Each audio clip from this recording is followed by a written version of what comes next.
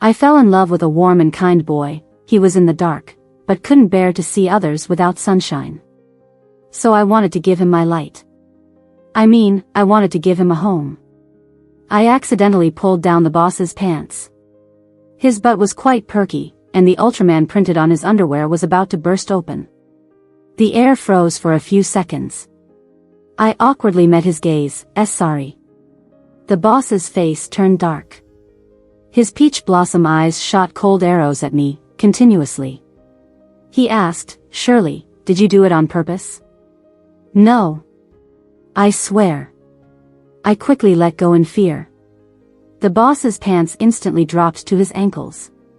A vein jumped on his forehead. "What do you want?"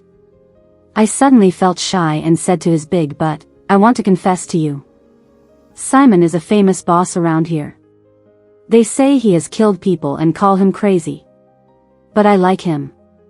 I've liked him to the point of wanting to be with him against all odds. But I am the good girl in everyone's eyes. Falling in love with Simon is the craziest thing I have ever done in my life. At first, we had no connection. I just saw him finding homes for stray cats, taking his sick grandmother to the hospital, and sitting alone on the rooftop of the community, smoking in loneliness. The wind blew his t-shirt as if trying to push him down. Simon is not a bad person. This is a secret only I know. I'm not sure when I started liking him. But that day, as I was coming home from school, 2 drunken thugs stopped me. In my most helpless and scared moment, Simon appeared like a god. He was wearing a washed-out shirt and coolly said, "Let go, get lost." Looking into his indifferent eyes, I heard my heart beating rapidly. Believe it or not, I never intended to tarnish you. Gathered my thoughts, I cautiously helped Simon pull up his pants. Simon stood still. As I held his pants, I hesitantly looked up. "Please zip it up yourself." Even if I liked him, I couldn't do such a thing the first time. A girl must keep her composure. Simon laughed. It was a mocking laugh. "Is this your way of confessing? Or are you trying to get my attention on purpose?" Simon's face was really attractive, especially when he smiled, like a fox. I swallowed hard and whispered, "Can't it be both?" Simon was speechless. Maybe my sincerity touched him, as a few seconds later, he pushed me out the door. He said 2 words to me, "Get lost." The beloved always have the upper hand. It's okay. I'll confess another time. Another weekend. I just returned from school and went to knock on Simon's door. Simon saw me and was about to close the door immediately. I was 1 step ahead. A short figure sneaked through past him. "Let me speak first. Simon, you are like the winter sun, the spring lake, all I think about is you." Those were my confession lines, borrowed from a romance novel. There were more, but Simon didn't let me continue. He shut me down with 1 sentence. "I'm old enough to be your father." I was stunned and said, "That's not right. How can we commit incest? How about being my boyfriend instead?" Simon drove me out again and told me not to appear in front of him again. I obediently followed his instructions. When he was fighting with a group of thugs, I always hid behind him, shouting loudly, "Simon, loyalty to friends is like siblings, women are like clothes. Will you wear me on you and never be naked again?" A fist swung at me, almost hitting my face. Simon stopped it for me. Through gritted teeth, he turned to me and said, "Shirley, are you crazy?" It was then that I felt scared and couldn't help but tear up. Seeing that he was about to fight again, I quickly grabbed him. "Simon, let's go home, I'm scared." Simon stiffened, becoming increasingly impatient. "Scared? Then get lost." He glared at me fiercely. I stubbornly grabbed his clothes, my voice tinged with tears. "No, I want you to come back with me. I don't want to see you fight, I don't want to see you get hurt." Simon stared at me, gritted his teeth, and a struggle flashed in his eyes. At that moment, the opponent rushed at him again. "The hell with you!" Simon angrily cursed. Then he took my hand recklessly and started running in a certain direction. The autumn wind tossed our hair, while the gang of thugs chased after us cursing. Our hands tightly held each other's, as if about to elope. For some reason, I suddenly laughed secretly at his back view. Simon noticed and glared at me furiously. "What's so funny?" I said. "Simon, do we look like we're shooting a music video? You're the male lead, I'm the female lead." Simon fell silent, his expression serious, then he lightly tapped the back of my head. In the sunset, I noticed his ears were slightly red, so I tightened my grip on his hand and said, "Simon, I like you, for real." Simon started avoiding me. Several times I went to find him after school, but he wasn't home. On weekends, I finished all my homework early and snuck out to wait for him. Hiding in the hallway of his house, I saw a flamboyantly dressed woman go upstairs with him. Simon. I rushed up, casting a wary glance at the woman. Likewise, the woman also glanced at me with hostility. We both glared at each other. Simon saw me and paused, then his face turned impatient again. "Why are you here again? Don't good students go to school and do homework?" While I minded his relationship with that woman, I still smiled and said, "I finished my work before coming to see you." I looked at him expectantly, hoping for some praise. But Simon just glanced at me and replied half-heartedly, and that was it. The woman who came back with him proudly stood between me and Simon. Her face was full of arrogance, and she looked down on me from a high position. "Little girl, speak quickly and then leave. Simon and I have important matters to attend to." She stood there, her chest upright, surpassing mine by 2 sizes. Under the black mini-skirt, she had 2 long, slender legs. Compared to her fair skin and maturity, I, dressed in a school uniform, looked like a young child. I looked at Simon with a sense of injustice. "Do you guys have something to do? Can I join you?" Simon was unlocking the door, a cigarette in his mouth, the white smoke lingering around his face, making his expression somewhat unreal. Furrowing his brow, he impatiently said, "I have nothing to do with you two, so get lost." Anyone familiar with Simon knew that when he furrowed his brow, it meant he was angry. Angry Simon was fierce and terrifying. The woman in the mini-skirt panicked. "Then you go ahead, I'll come back later." She ran off in a hurry. Simon opened the door, and seeing me still standing there, he asked, "Why aren't you leaving? Do you want me to punch you?" Blowing out a smoke ring, he casually turned his wrist. Clearly trying to scare me, pretending pretty well. I stubbornly took a step towards him and asked, "Do you like that type?" In an instant, there were only a few centimeters between Simon and me. Simon's body stiffened. It was as if he couldn't move, looking at me with an unusual gaze. The sudden proximity caught Simon off guard. After a few seconds, he regained his usual calm indifference. "You mean Mandy?" He replied indifferently, taking a drag of his cigarette. "Yes, I like that. Big chest, round butt, what man wouldn't like that?" So, the woman from earlier was named Mandy. Despite being mentally prepared, I still couldn't help feeling sad upon hearing his answer. Looking at my flat chest, I felt overwhelmed with sadness. After finishing his words, Simon turned and walked into the house. I followed behind him. "Simon, I will also become like that someday, big chest, round butt. It's just that I'm still young now. By the time I'm 20, I will have a big chest and big butt too." Simon chuckled, looking incredulous. Walking while taking off his clothes, he glanced back at me from head to toe. "You? Big chest, round butt? Maybe grow taller first, shorty," he said with a hint of laughter in his final words. Feeling somewhat belittled, I was about to continue arguing with him when Simon irritably clicked his tongue, placing his hand on his belt.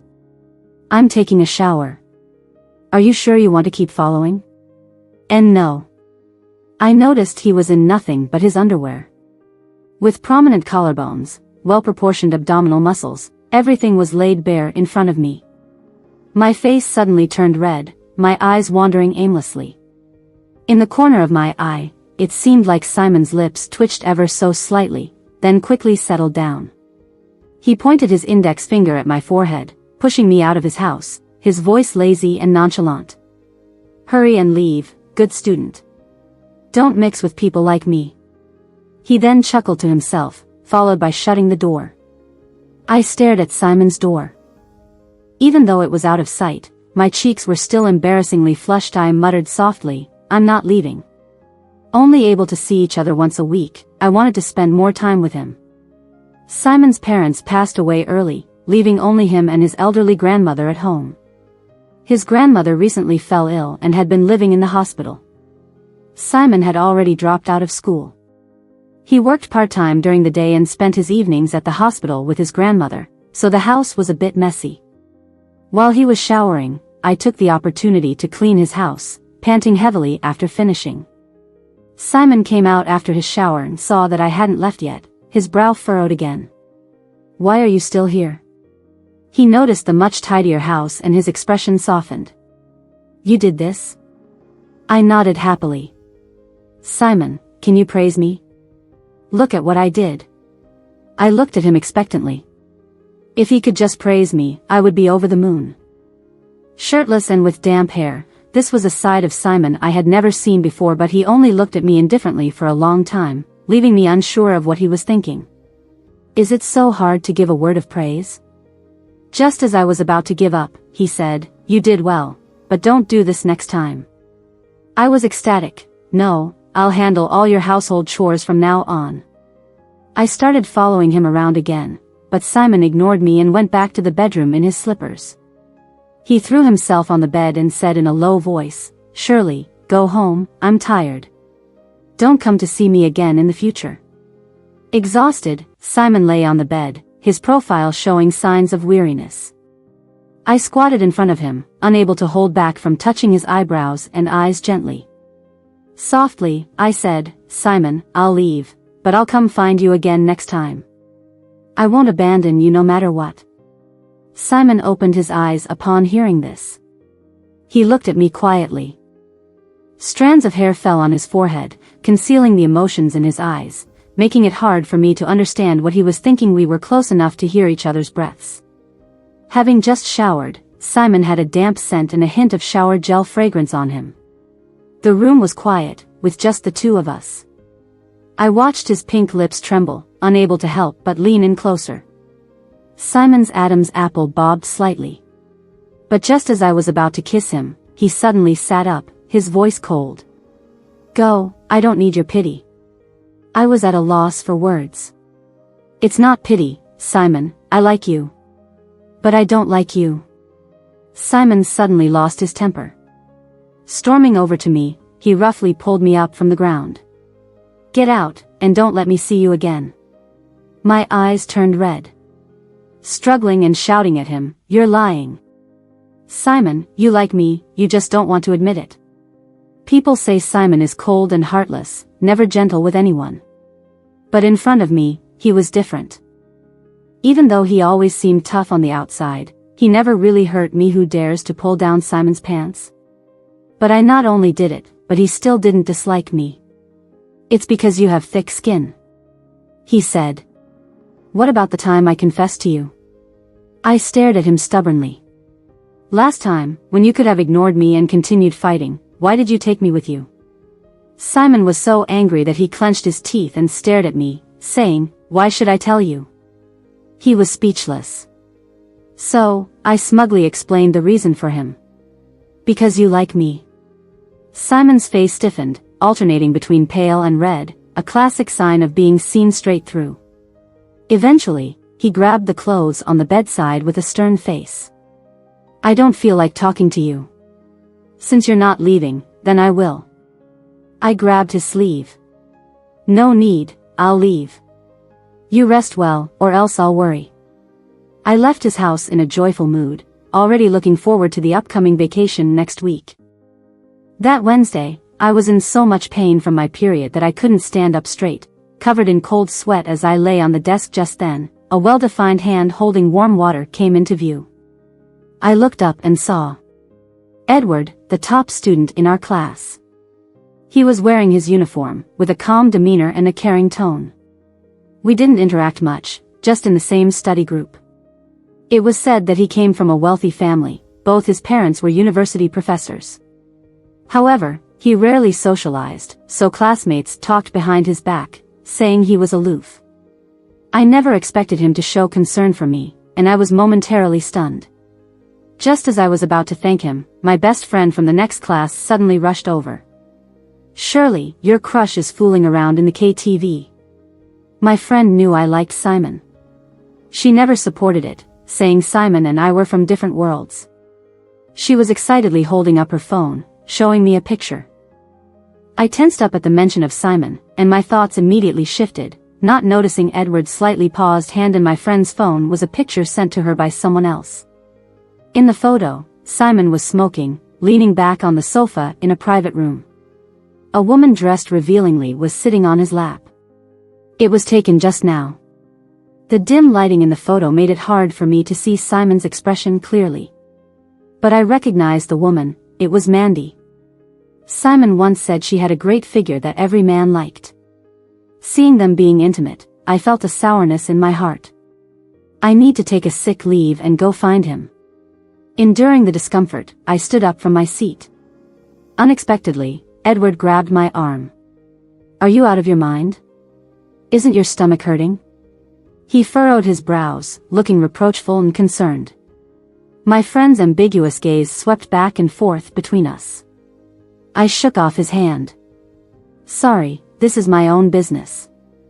Compared to the pain of my period, I couldn't bear seeing Simon with someone else, and I'm a stubborn person. Once I've set my mind on something, I must do it. In the end, I took a sick leave and went directly to the KTV by taxi. Following the information my friend had given me, Simon and the others were in the 999 private room. As I approached, the room was lively with noise. They were urging Simon and Mandy to kiss. Simon didn't move. Mandy deliberately pressed herself against him. Hearing about something and seeing it with your own eyes were two different things. I choked up as I called out, "Simon." The room fell silent. The people sitting on the sofa turned their eyes towards me. Simon's gaze flickered. But his face showed no surprise or panic. He just looked at me calmly and indifferently, as though I were a stranger. "Need something?" If not for his unchanged appearance and voice, would have doubted if the person in front of me was truly him. Holding my sorrow back, I asked, "Would you come home with me?" The room erupted in noise, everyone asking Simon who I was. Mandy cast a hostile glance at me. Simon, with a cigarette between his fingers, seemed lost in thought. After a moment, he slowly said, "I'm having a good time flirting with girls. Why would I go home?" When Mandy heard this, she looked smugly at me, then leaned towards Simon again. Seeing her about to stick to Simon's arm, I couldn't hold back my tears any longer. "You jerk, Simon. Even if you have to prove you don't like me, there's no need to do it this way, right?" Simon's hand holding the cigarette stiffened. I knew him too well. No matter what he did, I could figure out his intentions. But was it really so hard for him to admit to liking me? Simon quickly regained his composure, sneering, "Exactly, I just wanted you to know I don't like you. So, don't bother me in the future. Get lost." Simon roared and threw a bottle at me. It exploded near me. Though it didn't hit me, my heart plummeted instantly. I knew why Simon didn't want to admit he liked me. It was because in his mind, he was a nobody, a troublemaker who didn't deserve me. But he never asked if I cared. I had been trying hard to get closer to him, thinking that after taking 100 steps, we could be together. Yet he kept stepping back, widening the distance between us. After a while, I would get tired. Watching Simon's furious expression, I wiped away my tears. "Fine, if that's what you want, I won't chase after you anymore," I said, and intended to turn away. But at that moment, my stomachache was so severe that I nearly fell and blacked out. I saw Edward had also arrived. His strong arms lifted me up, speaking gently and patiently, "Close your eyes, I'll take you to the hospital." Edward took me away. Simon stood still, watching us leave. When the door to the private room closed, it felt like he and I were separated in two different worlds. At the hospital, Edward stayed by my side. "What do you like about him?" Perhaps out of boredom, the top student gossiped about my feelings. I lay on the bed with needles in my hand, recalling the first time I saw Simon. I was born into a wealthy family and never had to worry about food or drink. I had endless princess dresses to wear and servants to take care of me. But I was never happy growing up. My parents argued all the time since I can remember. My mom, being strong-willed, always looked down on my dad for not being capable at home. She was a powerful woman who wanted to control everything. After a while, both of them grew tired of each other. Eventually, my dad fell in love with one of his teachers. She was nothing special, just gentle in nature. So my dad forced a divorce with my mom. It was the first time I saw his assertive side, as if he had had enough of everything. To escape, he was even willing to give up his only daughter. I was 10 years old at the time. When I came back from school one day, I found my beloved father was gone. Everything related to him in the house had disappeared. My mom told me that my dad didn't want me. I cried and couldn't believe it. When she wasn't looking, I ran out. It was then that I first met Simon. He was wearing a black shirt, with pale cheeks, and stubbornly resentful eyes with a hint of redness. I burst into tears and invaded his secret base. He didn't blame me, instead, he asked me what was wrong. I told him about my parents, and he wiped away the tears from my face. "Stop crying, at least you still have a mother." "I have nothing left." I was still young at the time and didn't understand what death meant. Later, I found out that Simon's parents died in a car accident, leaving only him at the age of 13 and his elderly grandmother to depend on each other. After my mom tearfully found me and took me back, I lay on her shoulder, looking at Simon standing still. He was all alone, his eyes gazing towards us with nostalgia.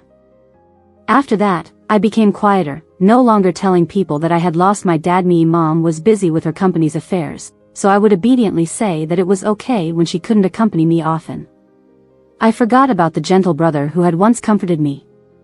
I only remembered the way he looked at me and my mom that day. I thought, compared to him, I was lucky. In my 9th grade, I heard about a bully in our area who was particularly fierce, and had even killed someone. All parents instructed their children to stay away from such a person. My mom was busy with her company affairs all year round and naturally didn't remember to warn me. When I was curious and wanted to see what the person who had killed someone looked like, I saw Simon. He was smoking, bending down to pick up trash from the ground and throwing it into the bin.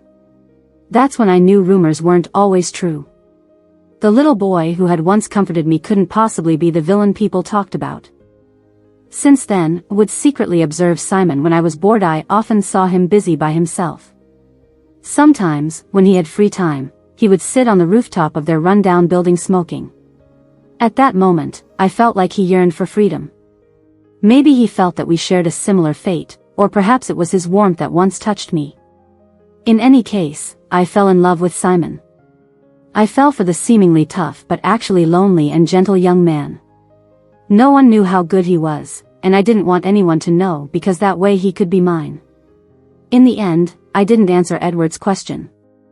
I guessed that he might like me, so I simply rejected him. Edward said, "Love is not just about mutual feelings. You are worlds apart from him.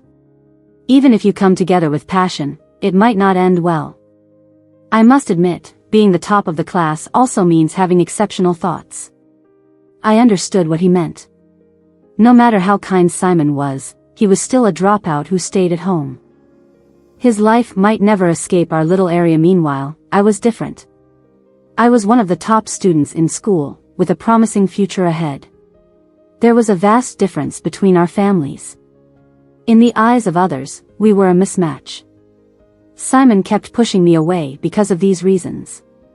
It was as if everyone understood, except me, who naively believed that true love could overcome all obstacles. After driving Edward away, I discharged myself from the hospital. It was just menstrual cramps, so I didn't tell my mom about it. When I got off the bed, I felt dizzy and about to fall, but a pair of hands caught me. A familiar scent rushed into my nose. It was Simon. I looked up at him and saw his furrowed brows, filled with impatience. I thanked him and pulled my arm out of his hands. But Simon suddenly called my name. "Shirley." My heart skipped a beat, and I watched him calmly as he said, "Don't torture yourself over me. It's not worth it. And, forget about this relationship soon." A tingling sensation surged in my heart, but I pretended to be calm, looking at him serenely. "Are you worried about me? If not, what does my torment have to do with him? I'm just giving you a friendly reminder." Simon refused to admit anything. He was always stubborn, and I couldn't be bothered to argue with him. In that case, he should mind his own business. I bypassed him and left the hospital. I didn't make the mistake of thinking he came for me. Simon's grandmother was also hospitalized, so I assumed he was there for her as well. 2 days later, it was finally the weekend. I had been eagerly awaiting it just 2 days ago. But now, Simon and I had fallen out. The weekend didn't hold much significance for me. Just as I finished my homework, I felt a sense of emptiness. I didn't know how to spend the next 2 days. My mom was busy with her company's affairs all day and didn't have time to come home. On that day, I returned home alone after shopping at the supermarket. A few thugs blocked my path. "The boss, it's her, Simon's crush. I heard that Simon rejected Mandy for this girl. Once we grab her, I bet Simon will come begging on his knees for you." I was startled, recognizing them as enemies of Simon. Looking around and seeing no one in sight to ask for help, I pretended to remain calm and said, "I don't know who Simon is, I don't recognize him." Among them, the leader of the men smirked and said, "You don't need to know who he is. As long as he knows you, it's enough." After saying that, the man signaled to his men. Before I could even scream, they rushed to grab me and took me to the rooftop of an abandoned building. The thugs were making a call to Simon. I didn't know what Simon said, but the leader of the thugs suddenly smirked and shoved the phone in front of me, urging me to say something. I knew he was trying to use me to lure Simon over. My mind was in turmoil, not knowing what to do. If Simon really came, these people would not spare him. But if Simon didn't come, they wouldn't spare me either. Just as I was struggling, the thug leader slapped me hard. "Speak!" I cried out in pain. Before I could speak, there was a furious voice from the other end of the phone. "Ken, you touch her one more time, I'll kill you." Then the call hung up. Simon arrived quickly. Seeing me tied to a pole, he rushed over, seemingly mad. The other thugs tried to stop him, but he pushed through. He came to me, urgently and gently said, "It's okay, Shirley, don't be afraid."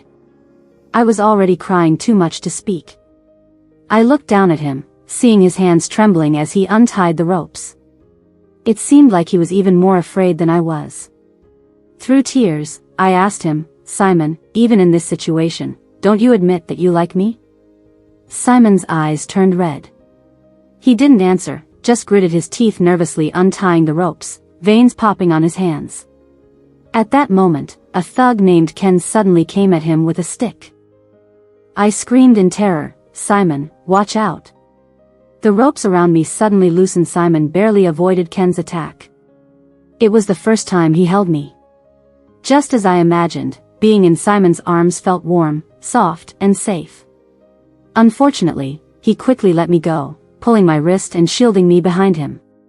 "Speak up, how can we leave?" He calmly negotiated with Ken.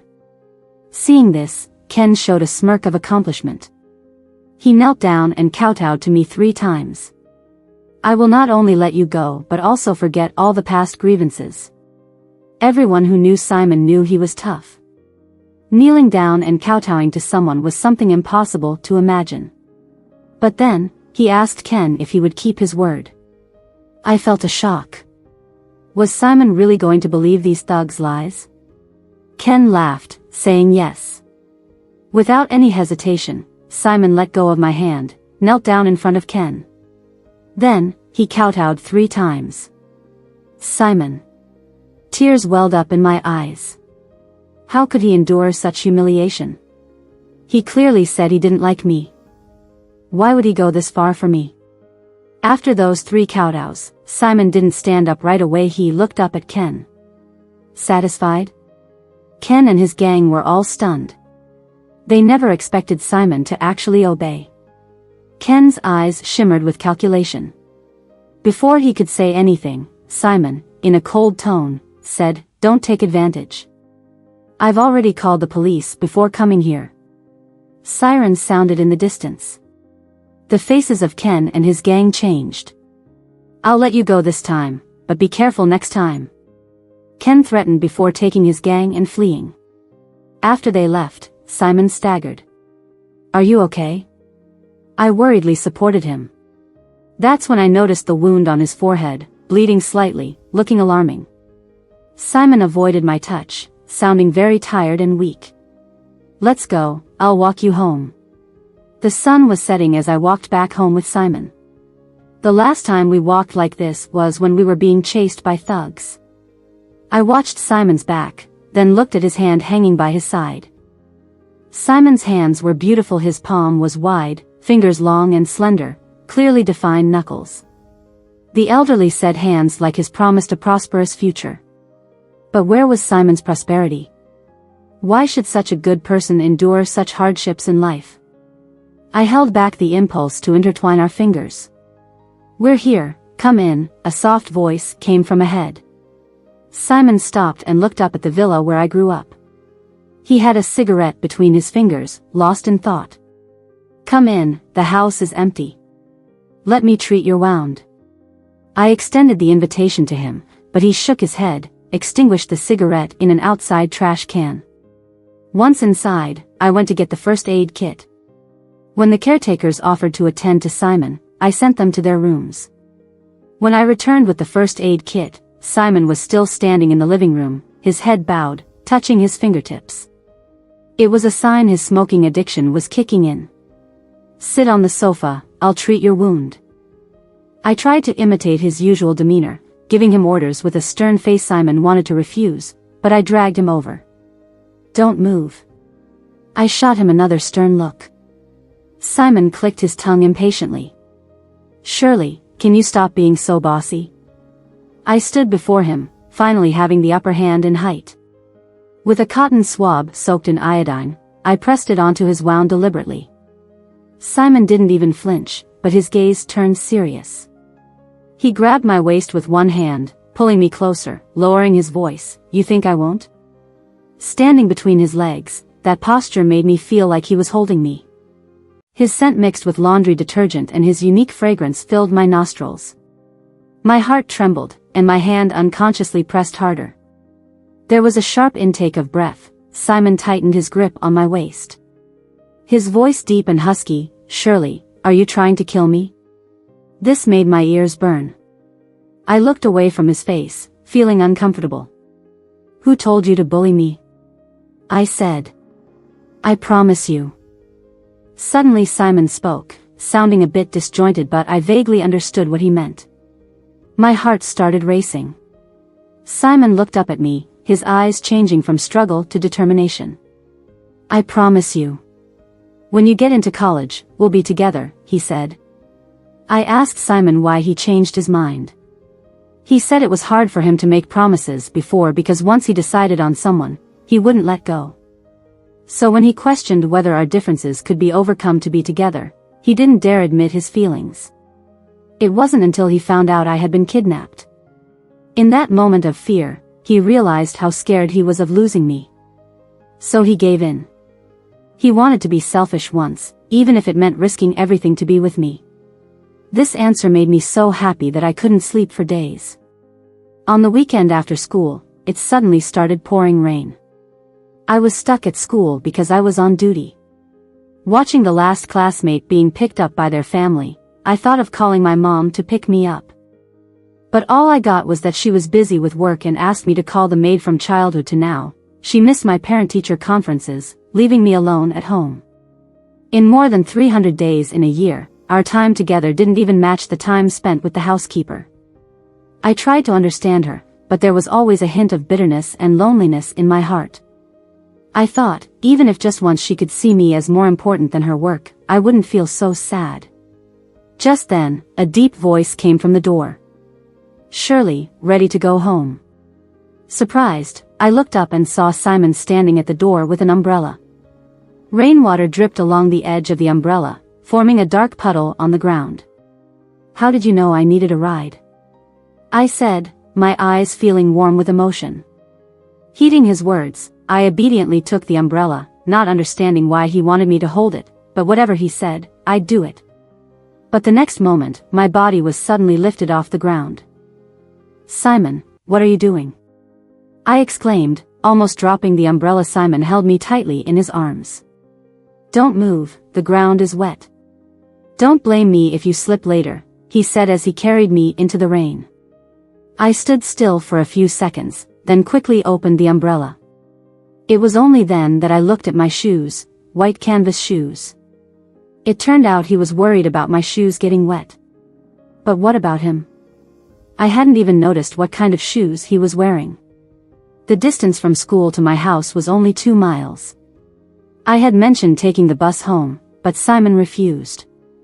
I thought of holding hands like this, and when we got on the bus, would have to let go of his hand. He was afraid of being seen by our acquaintances.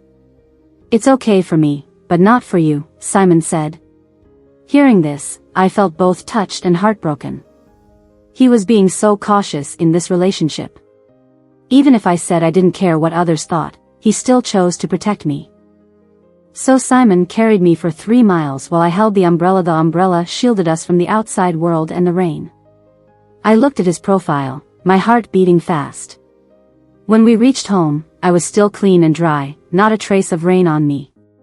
Looking at Simon, his shoes and pant legs were completely soaked. But he seemed oblivious, holding the umbrella, calmly looking at me. Let's go inside, I said, feeling emotional, and turned to thank him. Just then, Simon called my name, Shirley. I turned back. He said, I miss you a lot. I missed him too. But what surprised me was that Simon would say such words to me. That night, I dreamt with a smile on my face. The next morning, as soon as I woke up, I couldn't wait to go see him. When I stepped out, I saw Simon leaning against the wall smoking. What are you doing here? Looking for me? I asked. Simon smirked and put out the cigarette. I knew you would come to find me, so I came early. I was still a little groggy from waking up. Simon pat my head and asked, done with your homework? I excitedly nodded, I already finished it at school yesterday. This time, before I could seek praise, Simon smiled and said, our little good student is amazing. I was over the moon. These words lingered in my head all morning. Simon took me to his house. I found all kinds of books on his desk. Are you studying? I asked Simon in surprise. While helping me brush off the dust on my skirt, Simon lazily lifted his eyelids to take a look. I want to make some money so I can support you in the future. I had waited so long to hear those words.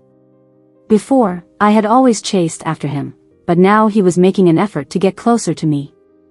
Unable to resist, I hooked my finger with his. Can't we start dating early? I study well, it won't affect me, I said. But Simon, biting his cigarette, looked at me coldly and rejected me without mercy. No. I want to ensure a bright future for my future girlfriend, and I can't ruin that, Simon said casually, as if it were a joke, but I knew he was serious. Feeling both happy and regretful, I realized there were so many things only couples could do, and I had to wait another 100 days. Before, I thought 100 days until the college entrance exam was too short, but now, thinking about waiting another 100 days just to date him, I felt the time was so long. Simon chuckled at me. What, craving my body? I hesitated for a moment, then blushing, said, definitely not. I mean, I just want to hold hands and go on dates with you. Craving my body? At my age, was that something I would think about? Simon laughed wickedly. He patted my head, saying, be patient, you'll have it all later, no need to hurry. We had lunch together. Simon cooked for me, making home-cooked dishes. He was a good chef, and I ate until I couldn't stand up straight. Simon wiped the corner of my mouth with his finger and said, why eat so much? I'll keep cooking for you in the future anyway. Touching my round belly, I replied, you wouldn't understand. When my mom was busy working, I used to eat alone. Having someone accompany me for the first time made the meals taste much better than usual. Simon clicked his tongue lightly and said, "Well, I'll be the one to dine with you from now on." Simon kept his promise. Every weekend after that, he made sure to accompany me for meals. People who knew him started to wonder if Simon had turned over a new leaf since they hadn't heard about him getting into any fights or troubles recently. I joked about this with Simon one day when he had just finished washing the dishes and was sitting on the couch smoking. He chuckled at my joke and said, "Now I have to take care of you all the time." Proudly, I asked, "What, are you not willing to do that?" Blowing a smoke ring, Simon laughed and said, "Willingly." That day, after dinner, Simon walked me home. Standing at my doorstep, I hesitated to part. With only 30 days left until the college entrance exams, I asked, "Will you stay with me all the way?" Maybe this is what youth is, always overthinking things. My mind kept switching between envisioning a beautiful future with Simon and worrying that he might regret being with me. Simon patted my head gently and reassured me, "Don't worry, even if you drive me away, I won't leave. I've got myself attached to you for life." Instantly, I felt so joyful. This was him. He would do things quietly to help me, remember every word I said, attend to my every emotion, and give me a sense of security when I felt uneasy. Maybe before getting close to him, he seemed cold and indifferent. But once you were in his heart, he treated you delicately. Simon was the kind of person who became easier to love the longer you spent time with him. I felt myself growing fonder of him. Just then, an abrupt, stern voice behind us interrupted the moment. "Shirley." I was startled, but Simon instinctively shielded me. When I saw who it was, my heart pounded with fear. It was my mom. My mom glanced at Simon with a dark expression and asked, "Who is he?" Clad in a professional suit, she had a habit of speaking to people with her boss-like demeanor. I always felt like she treated me as one of her subordinates, loving but also intimidating. Before I could speak, Simon sensed my apprehension. He held my hand, giving me a sense of security, and introduced himself, "I'm Simon, Shirley's suitor." I looked at him in astonishment. I hadn't expected him to introduce himself that way. In my mind, I thought he would say he was just a friend, as he seemed so concerned about the gap between us. Did his words mean he was determined? Had he finally taken that step to be with me? Without giving me a chance to react, my mom stormed over and slapped him, scolding, "How dare you pursue my daughter? Are you trying to deceive her while she's still young?" I was shocked once again, scrambling to stand in front of Simon. "Mom, Simon didn't deceive me. I was the one who fell for him first, and I'm the one who persistently pursued him. I know it's not right, you can be angry at me, but please don't hit him, okay?" I pleaded while in tears. But my mom was beyond furious. "Shirley, do you even know what his background is? An orphan hoodlum from the streets, with a sick grandmother at home. What do you see in him? His part-time job and that tiny rented apartment? Have you gone mad living in comfort all your life?" Simon barely flinched at the slap, but when my mom mentioned all those things, his expression stiffened. As I tried to defend him, he suddenly grabbed my wrist. "You're right. I really don't match up to Shirley's standards right now." Looking at him anxiously, I thought he was about to retreat and leave me. But unexpectedly, he continued, "But I will do everything in my power to give her the life she desires. I like her, and I want to cook for her for a lifetime, to stay with her forever." I was stunned, watching as my mom dragged me back home. She scolded, "Immature. Foolish. You two are not allowed to see each other again." I was put under strict surveillance by my mom. She didn't let me go out on weekends, and arranged for someone to drive me to school every day. Initially, I didn't feel sad. That was because every time I went to school or came back, Simon would be there, looking at me through the car window. Sometimes, he would throw pebbles at my bedroom window. I would look down from the second floor and see him leaning against the wall smoking casually. I'd secretly text him, asking if we were like Romeo and Juliet now. He would joke and ask if the young lady was willing to elope with him. We talked about many things. Simon mentioned working hard to earn money and his interest in the automotive industry. Our last conversation was about his grandmother's injury, making him unable to see me for a while. Meanwhile, my mom discovered we were still in contact. She took away my phone and deleted all of Simon's contacts. She started spending more time at home. I felt a mix of happiness and sadness. I was happy she finally had time to be with me, but sad because I didn't know when I would see Simon again. And what about Simon's grandmother's condition? Just then, my mom handed me a college acceptance letter from abroad. It sparked some negative thoughts in my mind. I protested, "Mom." Shocked and angry, I exclaimed, "This is my life, I want to make my own decisions. You can't just take over like this." My mom looked at me as if she had heard a joke. Make your own decisions? How do you even make decisions? If I hadn't found out early, that street thug would have already fooled you. But Simon is not a liar. I argued, trying to prove a point to her, something I had been doing for days still. My mom refused to believe me. In her eyes, anyone without money was a coward, a beggar, or someone like my dad. Every time we argued, she would use the same words to criticize me. Are you even grateful? I work tirelessly outside every day to give you a better life. Yet you not only lack understanding but also throw a fit because of a hooligan. What do I owe you all? I listened numbly to her verbal abuse. From childhood to adulthood, I experienced too many of these moments. Whenever she was displeased, she would list her sacrifices for this family and belittle my dad. Listening to this for over a decade, my ears had almost calloused. I know she was bitter, and I empathize with her sacrifices. But at that moment, I felt like I was going mad if I continued to endure everything silently, so, for the first time, I shouted back at her. How is my dad's mistake related to me? Have I wronged you? I've listened to you and followed your arrangements since I was a child. Isn't that enough?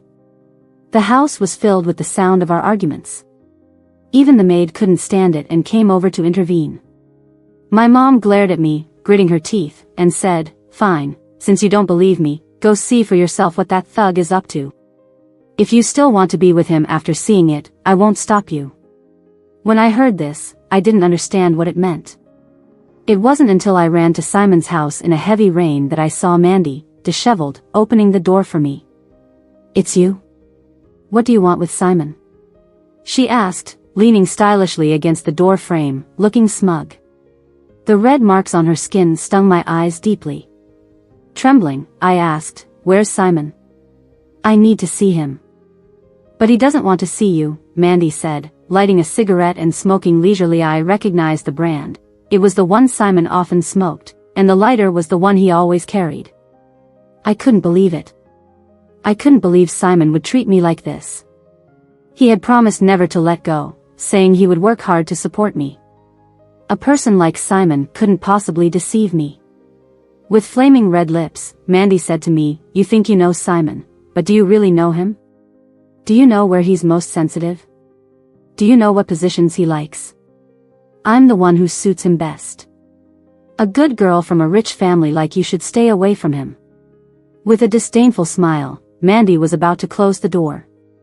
I reached out to stop it, and the door jammed into the palm of my hand, pain spreading from my fingertips all over my body, while Simon never came out to look at me. It wasn't until I left his house that he called me. His voice on the phone was so cold. He said, "Shirley, I'm giving up on you. I've thought about it, and I prefer women with big chests and big butts." I cursed him and called him a jerk, then slammed the phone hard on the ground. The rain in the sky seemed to be broken. The image of Simon not wanting me to dirty my shoes and carrying me for 3 kilometers was still vivid in my mind. But now, he didn't care about me. I cried desolately in the heavy rain.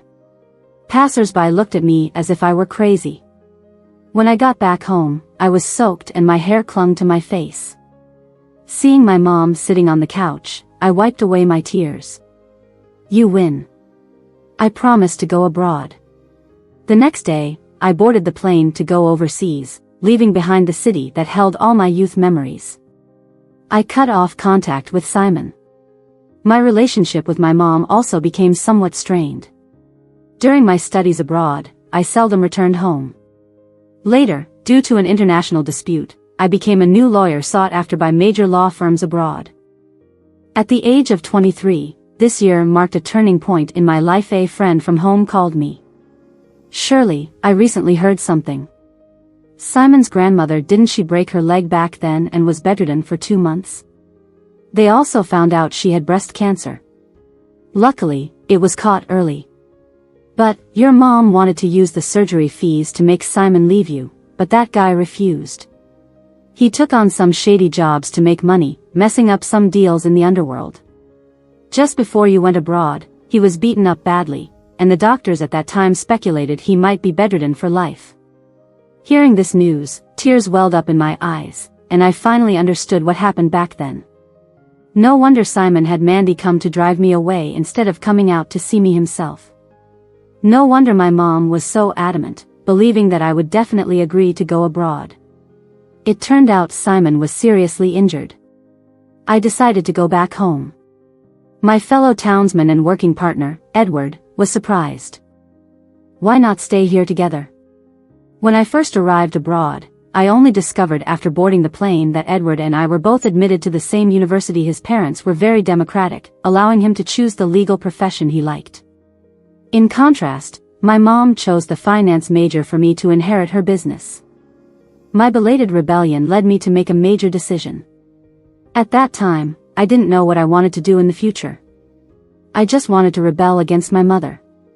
So, I changed my major to become Edward's classmate.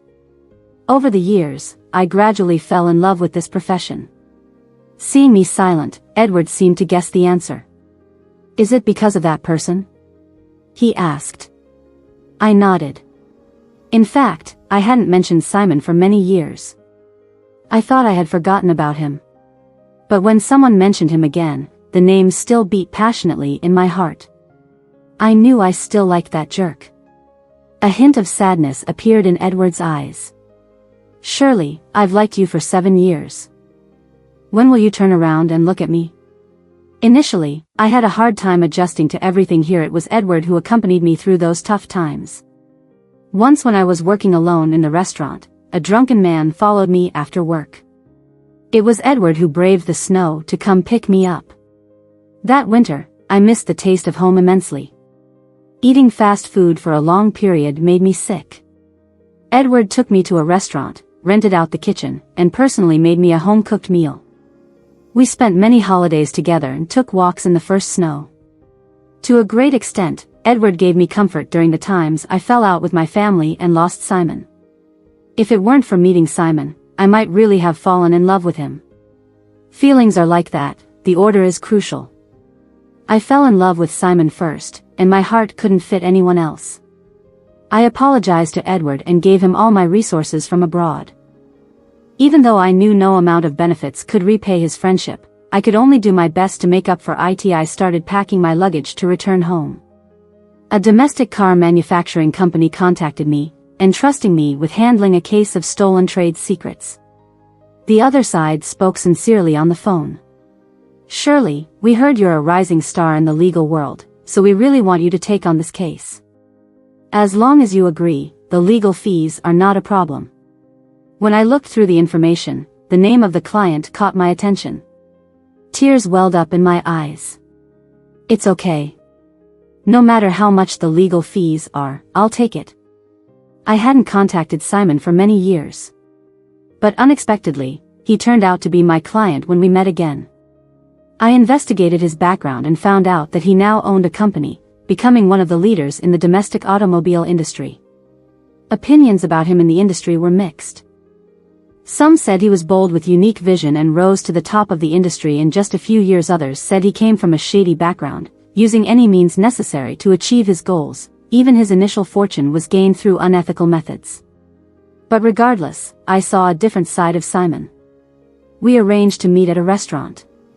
I arrived half an hour early. Sitting in the private room, every minute felt incredibly long.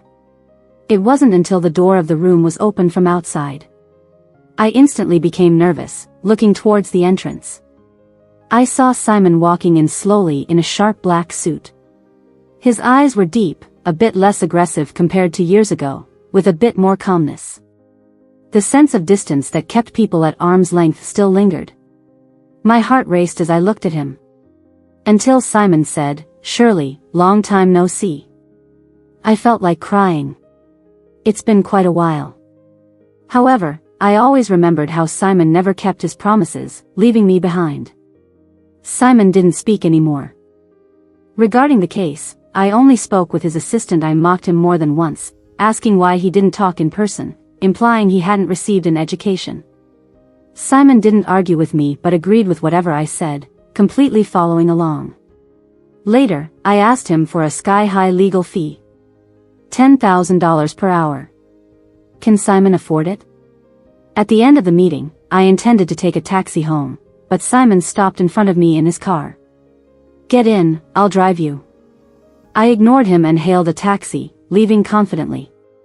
In the following days, Simon somehow got hold of my current address and sent a bouquet of flowers to my door every day. Even if I went downstairs to throw out the trash, I would run into him.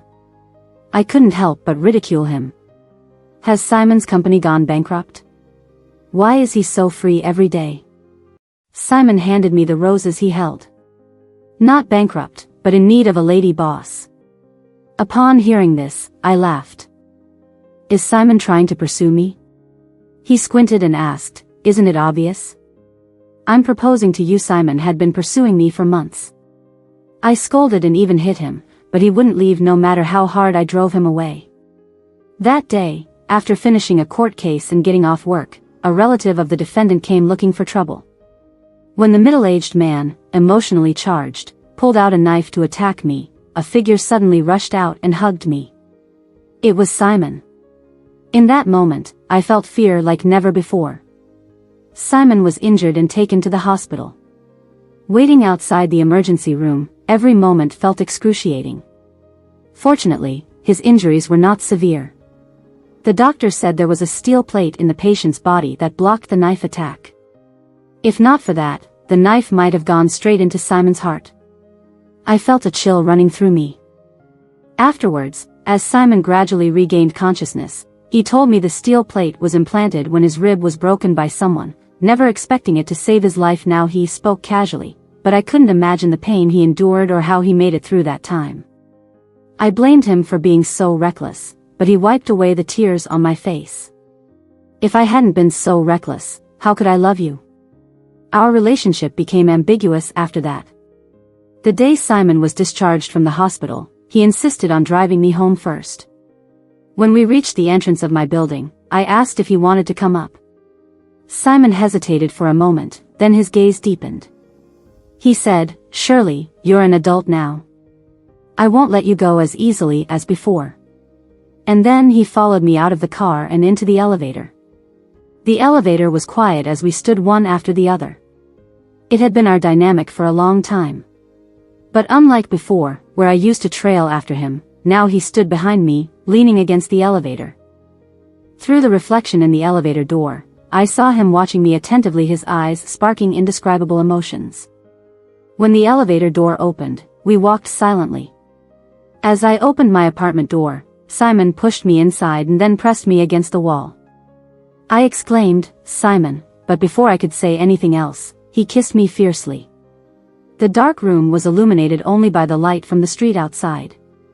My pent-up longing overflowed, and I responded passionately by wrapping my arms around his neck. Simon lifted me and carried me into the room. His voice rough, he asked, "Are you in love?" I nestled in his embrace. "Isn't it a little late to ask now?" Simon replied, "It's not too late. Even if you are, I'll still win you over." After years of repressed emotions turning into tears and sweat on sleepless nights, he held me tirelessly at 3 a.m. "Shirley, I thought I had lost you forever." I touched his face. "Now, are you willing to admit you like me?" Simon didn't answer. He told me how he had worked hard and accomplished things in recent years, not for himself but to provide an explanation to me. After my parents died, I thought my life was over. If it weren't for you, I wouldn't even care about money. But since I met you, I realized the meaning of my existence. It was the first time I heard Simon say so much. I thought he was not good at expressing himself. But he never mentioned love, every word from him is about loving me. I didn't know what I was feeling at that moment, I just felt like we had missed too many years between us. I regret not being by his side during his toughest times. The world was pitch black as we embraced and kissed. In the dark night, Simon's voice was deep and full of emotion. "Shirley, I love you." After being with Simon, we went back home together. When my mom sent me abroad, we rarely spoke after that. So, when Simon held my hand in front of the villa where I grew up, I was even more nervous than him. "Your mother is also doing it for your own good. There is no lasting enmity between mother and daughter, don't be angry with her." Simon squeezed my hand and rang the doorbell. The servants inside were the same, and upon seeing me back, they ran excitedly into the house. "Madam, Shirley is back." After being abroad for many years, I only stayed for a few days whenever I came back. I had very little time with my mom. Before long, hurried footsteps could be heard inside the house. My mom, without bothering to fix her hair, came down from upstairs. When she saw me, her usual cold demeanor returned. "So, you are back?" Perhaps it was because she wasn't wearing makeup, I suddenly noticed that she seemed much older. She used to pay a lot of attention to her appearance, never allowing a single gray hair and always dressing neatly at home. But now, seeing her in loungewear with wrinkles around her eyes, I was at a loss for words. Simon was the first to speak. "Shirley just came back a few days ago. I couldn't wait to spend a few days with her. We came back a bit late. Please don't be mad watching us holding hands tightly," my mom snorted, saying, "I heard your company is in a legal dispute. Can't you handle even such a small issue without a woman's help?" She didn't appear surprised at all by my relationship with Simon, and even more so, she seemed well aware of Simon's current situation. Without waiting for me to ask, the servant beside us took the gift from Simon's hands and smiled. "Miss Shirley, over these years abroad, Mr. Simon has visited the madam here quite often. Mrs. always had a headache, and Mr. Simon even brought friends from the business to treat the madam. The madam has long since approved." "Approved what?" I looked curiously at the servant. However, with just a look from my mom, the servant dared not speak further. "Let's not talk about it. Anyway, I got used to my mom hiding so many things from me over these years." I spoke the first words to her that evening. "Simon and I are together now. You opposed us being together back then, I accepted it, and I understand it. But now we are both adults, with our own jobs and careers, you can't use those old reasons to stop us. We are heading towards marriage." My mom ignored me and turned to Simon. "Do you still remember what you promised me back then?" I instinctively looked at Simon. "What did you promise my mom? Why do I feel like these two are keeping a lot of things from me?" Simon scratched my hand and said, "I'll tell you when we get home." Then he answered my mom, "Of course." Later, I found out that Simon had transferred all the company's shares to my name. He even wrote a promise, guaranteeing that he would never mistreat me and would never leave me alone. I was shocked and scolded him for being foolish, asking why he would give me the company's shares. Wasn't he afraid of me cheating him for money or other reasons? He said that without me, he wouldn't have any of this, and he willingly allowed me to deceive him. I felt it was overly dramatic yet touching. At the same time, I also understood my mom's good intentions. She was afraid that I would repeat her mistakes, afraid that I would be abandoned by a beloved husband just like she was. So she would rather play the villain and try every way to prevent Simon from hurting me. That day, I made an excuse to go home and return to my mom, thanking her nervously.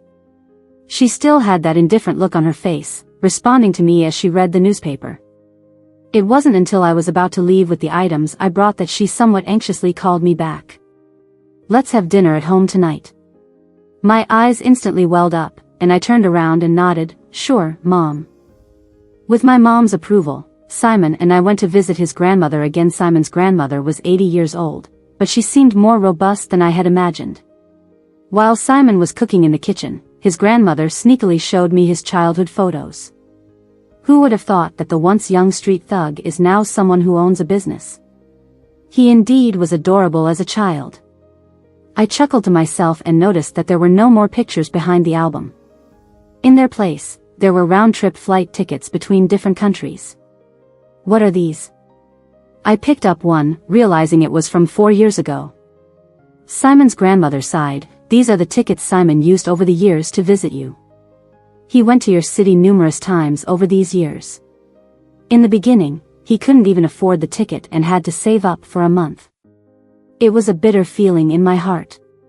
During my time abroad, I always thought that Simon and I had lost contact. I had never imagined that he had visited my city countless times, and I had remained oblivious. Simon's grandmother said that after I left, Simon was in a slump for a long time. I had raised Simon, and although he looked indifferent, he was actually very emotional. When he had to separate from you due to an incident, I saw him lying in bed for days without sleep. He was suffering a lot inside. But he never talked to anyone about it. One day, I found a bloody knife under his pillow, and I nearly fainted from shock. He cried and said, "Grandma, I can't be with her anymore. As a loser like me, how can I deserve her?" That was the first time I saw him cry. Since his parents passed away, this child never shed a tear. He truly loves you. Later, when he remembered the promise he made to you, he said he had to make you happy. He had to keep his word. Child, you don't know how Simon got through that period. He did rehabilitation exercises every day. His knees were scraped, and every night the wounds were so painful that he trembled. This went on for over half a year, but he bit through it with his teeth. Grandma has always been very grateful to you. If it wasn't for your support of his beliefs, he would probably have died long ago. Listening to Grandma's words, tears were streaming down my face without me realizing it. I used to think that the love between Simon and me was unfair. Why was it always me chasing after him, always me being abandoned by him? I thought it was because he didn't love me enough. But after listening to Grandma's words, I realized that I seemed to have never done anything for Simon. On the contrary, Simon was seriously injured because of me, and had to give up a comfortable life to choose a much harder path than anyone else. He loved me no less than I loved him. "Dinner is ready, let's eat," Simon suddenly interrupted the conversation between me and Grandma. Seeing my tear-streaked face, his expression changed and he immediately walked over. "What's wrong? Why are you crying?" Ignoring the presence of elders, I burst into tears and threw myself into his arms. Seizing the opportunity, Simon left the room. Simon was slightly taken aback, lightly touched my head, and coaxed, "Shirley, what's wrong?" Through tears, I said, "Simon, during these 5 years abroad, I have thought of you every single day. I always thought you didn't love me. But today I realized that compared to what you've done for me, I haven't done anything for you at all." Upon hearing this, Simon kissed the top of my head. "Shirley, I don't need you to do things for me. The fact that you're in my world, I'm already very grateful." I pulled away from his embrace, tiptoed, and kissed his lips. "Simon, I love you. We chose an auspicious day, and Simon and I got married. After we got married, Simon became exceptionally clingy, even to the extent of not going to the office anymore, staying at home with me every day. We had become somewhat estranged due to those 5 years of lost contact. But because of his passionate nature, we gradually found back the comfort of our previous companionship. It was then that I truly understood how jealous Simon could be. One day, Edward called to ask about our married life. I chatted with Edward about Simon's deeds and burst into laughter. After hanging up the phone, I saw Simon leaning against the wall, gritting his teeth while glaring at me. "Why do you still keep in touch with him?" I initially didn't pay much attention and even mentioned how Edward had helped me when he was abroad. "I can't just ignore him now that I'm back, can I?" Simon laughed sardonically. "But if I remember correctly, it was him who carried you out of the KTV that day, right? That guy sure likes you." It was only then that I realized, looking at him with surprise, that he seemed jealous, leaving me feeling a mix of amusement and bewilderment. Yes, Edward did admit to liking me. Pretending not to notice his thoughts, I teased him intentionally. If I didn't have to come back to the country, maybe, I really would have been with him. Before I could finish my sentence, Simon rushed over and covered my mouth. A few minutes later, breathless, I collapsed into his arms. With red eyes, he rubbed my lips with his thumb, saying, "You are mine in this lifetime. And in the next." Seeing his domineering look, I hooked my hand around his neck. "Well then, Simon, can we go to bed now? I can't wait any longer." Epilogue. Before I met Shirley, there were times when I felt life was meaningless. My parents died. Our relatives cut off all ties with us, afraid of dealing with my troubles. It was only Grandma who was willing to take care of Meth. First time I met Shirley, she was surrounded by two ruffians. I helped her casually, never expecting this girl to repay kindness with enmity, becoming entangled with me since then. Shirley just mentioned that it wasn't our first meeting. Our first meeting was when her father had just abandoned her. I don't remember that. It seems like there was such an event. But in any case, after being entangled with this girl, there was not a single quiet weekend. The reason was that she would come to my house every weekend. I have encountered persistent women before, but like her, who couldn't be scared or shunned away, was a first for me. That day, I was in a fight with an opponent when she suddenly pulled me, claiming to be afraid. Afraid that she was confessing her feelings? I really couldn't understand how her mind worked. But when I turned around and saw her eyes, all teary, like a little rabbit, I surprisingly felt protective. It was the first time I held a girl's hand. Shirley's hand was so small, so tender, I could completely enclose it with just one hand. She said she liked me and asked if we were like eloping. Such thoughts were truly naive. But my heart was pounding uncontrollably. At that moment, I realized I had fallen for Shirley. However, since then, I started avoiding her. There was a huge gap between us. She was a well-raised, promising girl from a good family. I was a street thug who dropped out of school early. On her birthday, I probably couldn't even afford to give her a bouquet of flowers. With my circumstances, what right did I have to be with her? So that day at the KTV, I intentionally acted harshly towards Shirley, hoping she would dislike me and stop coming to find me. Upon seeing her faint, my heart clenched, almost undoing all my previous efforts. Her classmates suddenly appeared and took her away. That classmate seemed to come from a good family. I later investigated him, and everything was as I expected. Shirley should be with someone like him. But why did my heart ache so much? Ken actually kidnapped Shirley. When I received this news, I was on the brink of going crazy. Just the thought of Shirley being mistreated made me want to kill those bastards. When I arrived at the abandoned building and saw Shirley with a red nose from crying, I was filled with extreme fear. I said, "Shirley, don't be afraid, everything's fine." Actually, I wanted to hold her tightly in my arms. But I was a coward. I didn't dare to do that. Even though I had repeated countless times in my heart, "Shirley, I like you, I really like you." But when Shirley questioned me, I still didn't have the courage to admit. It wasn't until she took me back to her house and helped me apply medicine.